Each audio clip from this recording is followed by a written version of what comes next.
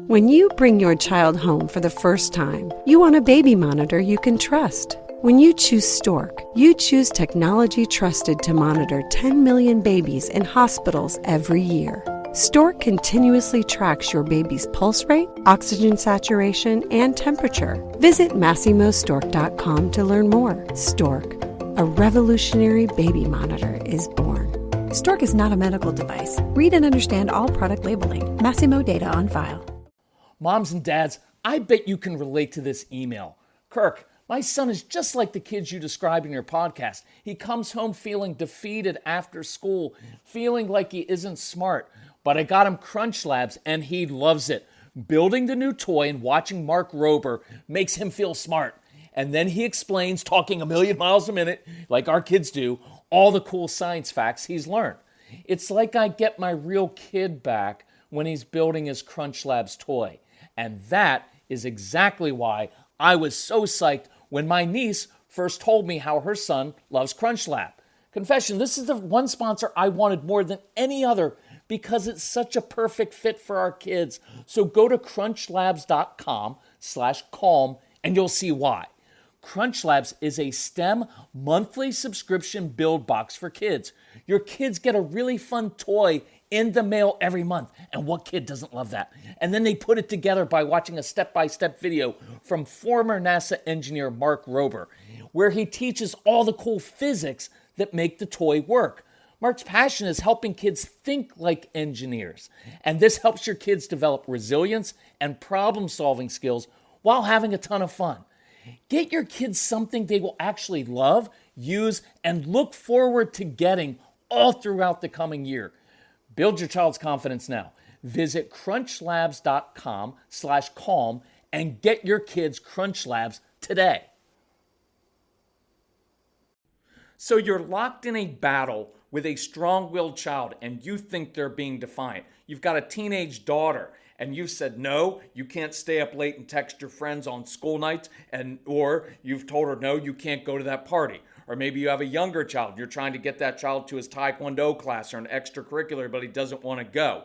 And you said, oh yeah, well you are going to go. And he responds, oh yeah, you're stupid and I hate you and you can't make me.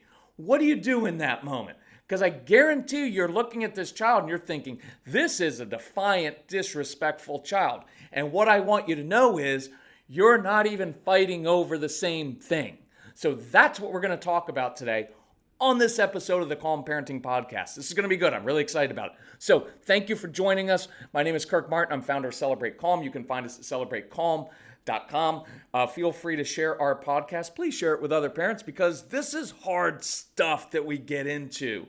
But it will change you as a person, which makes it awesome because we're about generational change, breaking generational patterns so our kids don't have to grow up and battle the same kind of anxiety and control issues that many of us have. So, if you need help, contact our strong-willed son, who was really, really good at fighting. He would never give in. He would go to the mat on things, right? And your kids are like this. You pull out the harshest consequence possible, and they up the game. You know what? No video games for 2 weeks. And then your child's like, let's just make it a month, right? So that's who we're dealing with. And if you contact our son, Casey, that's who you're dealing with as well. But he won't fight you because you're not his parents. And he's an awesome young man. So his name's Casey, Casey at celebratecalm.com. You know the drill. If you need help, email us. Tell us about your family, age of the kids. What are you struggling with? We will provide some very practical, specific tips, strategies, insights for you.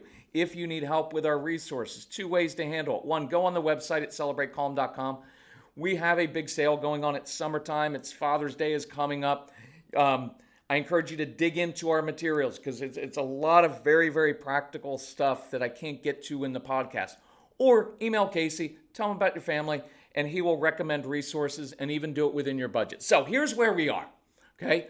I want to work on a very specific relationship skill that will de-escalate situations and lead to problem solving. I'm going to do 3 examples. Number 1. You've got a teenage daughter and she wants to stay up late texting her friends, or she wants to go to a party, and you're resisting because you have obvious reasons, right? Her health and safety, she needs to sleep. And so she begins to lash out because you're not giving in. And she says, you can't tell me what to do. You're stupid. I'm going to do whatever I want. And you're obviously outraged, right? Who does she think she is? I'm the authority figure in this home. She doesn't get to talk to me like that. Remember, parents, don't take things so personally. Don't take it so personally. And don't fall back into the authority figure thing of like, well, that means I just get to boss people around. I have no problem being the authority figure to my son. No problem at all. But I don't lord that over him. I don't walk around like I'm the authority figure. No, in the way that we think, the authority figure is the servant, it's the leader, it's the one who models behavior, it's the one who de-escalates, it's the one who is more mature, right? And how many times do we, right, based on our many of us, our religious tradition or growing up, it's like, well, we're just the authority figure. I'm like, okay, good authority figure doesn't lose it all the time and use fear and intimidation. If that's your idea of an authority figure, well, then of course you're going to model that to your kids. But I don't think that's who you want to be your authority figure, right? I think my best authority figures have been people who were able to give me wisdom and perspective, who calm things down, right? Who were able to say no to me, but didn't make it personal, and they didn't take it personally, right? They were able to teach me, because discipline, remember, means literally to teach. So you're looking at this child, this teenage daughter, teenage son, it doesn't matter the age, and you think that you're dealing with a defiant, disrespectful young lady, but you're not. You're not even fighting about what you think you are. You are now you think you're dealing with a teenage girl who's always been difficult. She's strong-willed. She never takes no for an answer. She can't follow directions, and she always has to have her own way, and that's not what's going on. You're dealing with a teenage girl who is afraid that she's going to be isolated socially. And that is everything. So the social thing to teens is everything. See, you think she's like, well, she's not listening to us as the authority figure. Well, the truth is you're not listening to her either. Because if you read into it sometimes, why does she want to stay up late texting her friends? Because all the other parents aren't that awesome and they let their kids do it, right? And you're battling that. And so she feels left out of the text stream. She missed out on those TikTok videos that were getting sent around at midnight because you're a good parent. And she feels left out, right? Or she wants to go to that party that everybody else is going to, right? And she doesn't want to feel left out. And so you are talking past each other. So I encourage you in this situation, do this. Number one, get out of the house with your daughter sometime. Change the environment. When I have a difficult discussion with a human being, and this is with my son, I didn't want to go toe-to-toe with him where the environment was kind of tense or toxic. So change the environment, right? Go out somewhere. Take her out. Go out and grab some pizza. Go get something healthy, a smoothie shop, whatever she's into. If you can, go for a walk. Walk the dogs, but change the environment. And then I want to do something that will irritate you. Second step, I want you to apologize to your daughter. And you're like, wait, what? You want me to apologize to this defiant teenager who's yelling, calling me names, and refusing to do what I ask? And my answer is absolutely. Absolutely. Here's what it sounds like. Melissa, I want to apologize. I've been so busy trying to prove my point that I haven't really heard you. Let me repeat that again. Honey, I want to apologize to you. I've been so busy trying to prove my point, trying to get you to listen to me that I haven't really listened to you. And I want to apologize for that.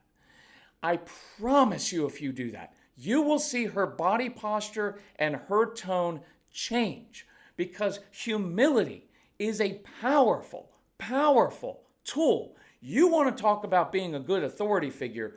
You lead with humility as an authority figure. People will follow you because they respect you, not because they fear you.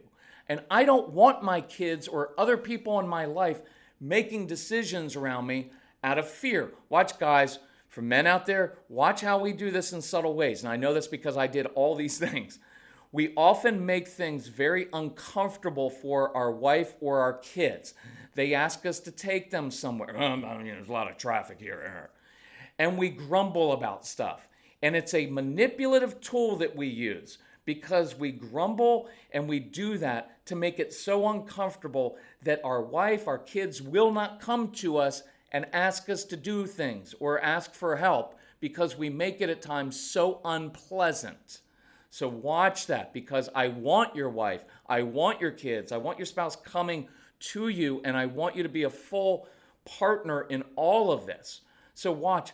This humility thing is powerful, and you have just modeled for your daughter what you have been trying to get her to do her whole life, which is apologize when she's wrong, right? You've not accepted her position. You have not agreed with her that she is right. Not at all. You've simply stated the truth, which is that you've been so busy trying to prove your point that you haven't really heard what's important to her. So the third step is to state that now.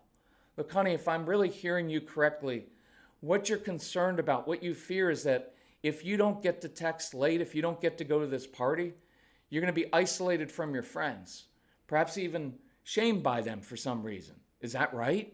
And let her talk a little bit. Acknowledge how that makes her feel. Honey, I can see how that would be upsetting and hurtful to you. You haven't agreed with her decision, just that her fear, her concern is legitimate and valid and real. And I will tell you, in human relationships, that's huge. Is one of the fundamental things that we all want is to be heard. We don't have to, I don't need to be always agreed with, but I want you to know what I'm really talking about because that's important to me. So let her vent and simply listen, because that provides clarity. And now she's much more likely to hear you because you have heard her. And now you're in a position where the tension is gone and you can problem solve because now you understand what this is really about. I want you to try that this week. I want you to try that for the rest of your life. Do that with everybody that you come into contact with. If you really want to change your life, do that with someone you disagree with over a political topic or a religious topic.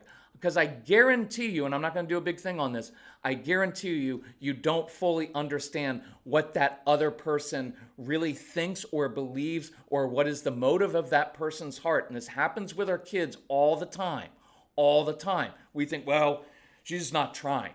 Well, no, she's probably overwhelmed, right? And that leads me to my second one. Most of the fights, most of the battles that we have with our kids, we don't really understand what's going on.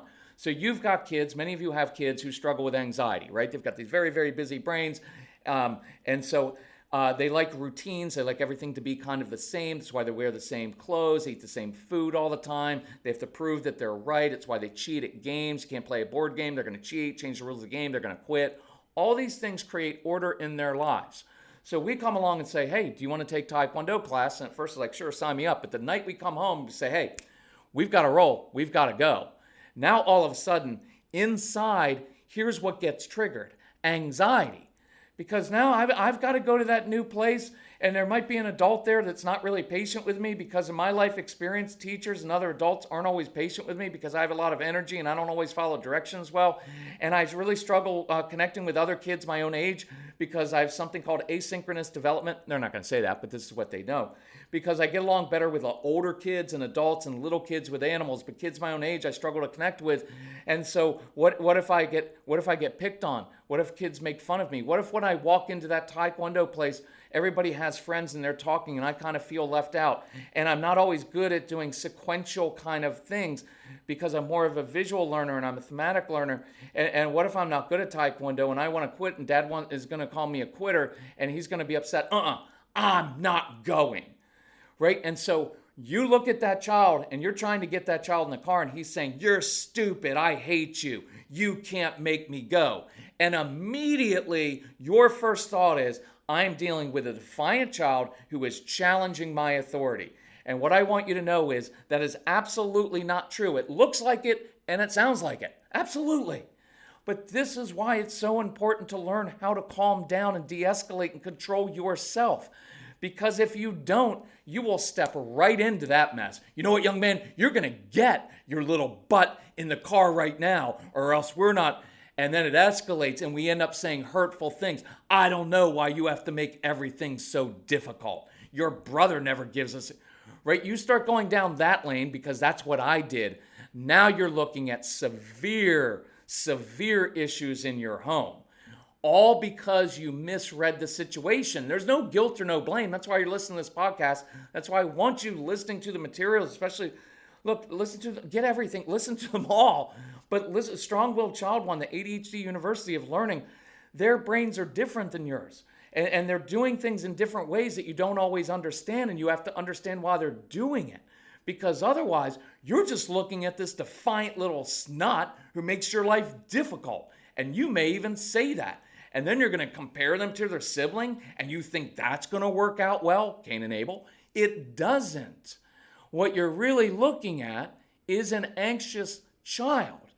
And what this whole scene is about has nothing to do with them following directions or your authority or anything else. It has to do with you're looking at a scared kid, right? And so picture this. If I'm looking at a defiant, rebellious child, that's going to take me one place. But if I'm looking at a scared kid who's nervous, that takes me in a completely different way. And if you mix those two up, you're in for a fight for the rest of the night and, to be honest, the rest of their childhood. Because if you do this too many times, they're eventually going to say, you don't understand. I keep getting in trouble because my stomach's upset, because I've got a lot of anxiety. I didn't choose the anxiety. I don't like my stomach being upset, so I always eat simple carbs and always have to eat comfort food because my stomach's upset and I like salty things, right? Your kids don't choose that. It's just the way they are.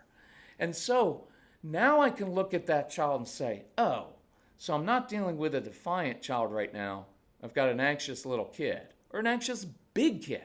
Some of you have teenagers. I'll throw this in as a bonus. Get in their junior year, sabotage their grades. Stop doing their schoolwork. Don't take the SATs or the ACTs. Why? Because they're too nervous to go away to a big college and they're afraid to tell you because they don't want to disappoint you and they don't want the long lecture. So they sabotage their junior or senior year so that they can't go away to college. It's an anxiety issue, right? So you look down and say, hey, is your stomach a little bit upset? Because that's usually where anxiety lives. Of course it is. Because look, son, going to new places is a little scary. So of course you're a little bit nervous about it. See, I love that language, of course. You're normalizing it. There's absolutely nothing wrong with anxiety. Anxiety is a tool that we use, our body uses to alert us to the fact that something's new and maybe out of place and scary. Now, we don't want to be limited by it, and we don't want it to ruin our lives, and we don't want it to hold us back, but it's perfectly normal. That's why I always caution about doing way too much therapy for anxiety. Now, if it's depression and it's really severe, by all means get some help.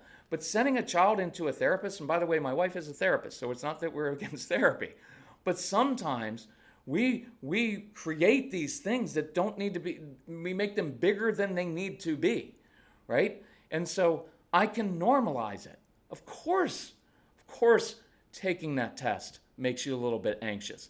Getting your driver's license, of course you're going to be a little bit nervous. Don't dismiss it. Oh, there's nothing to be afraid of. Sure there is.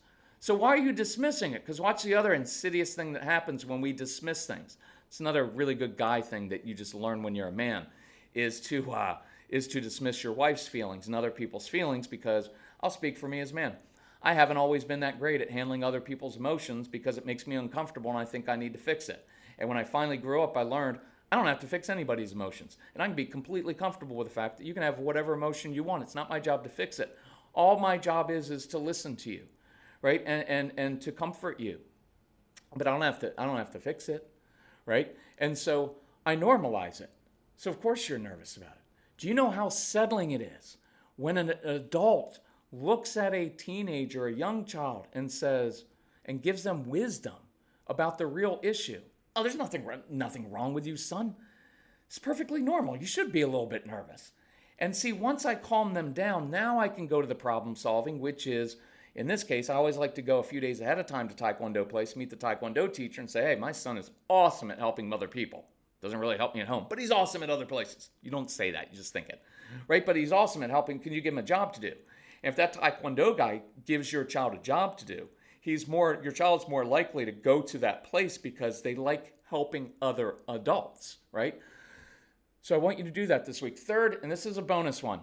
It's a marriage, it's a relationship tip. And I dare you to say this to your spouse, to your fiance, if you're dating, whoever. I want to just try this one sentence, might be a couple sentences. I want to apologize because I haven't really heard you lately. Would you go for a walk with me? Because I really want to listen. Look, do it. I'm not going to belabor that.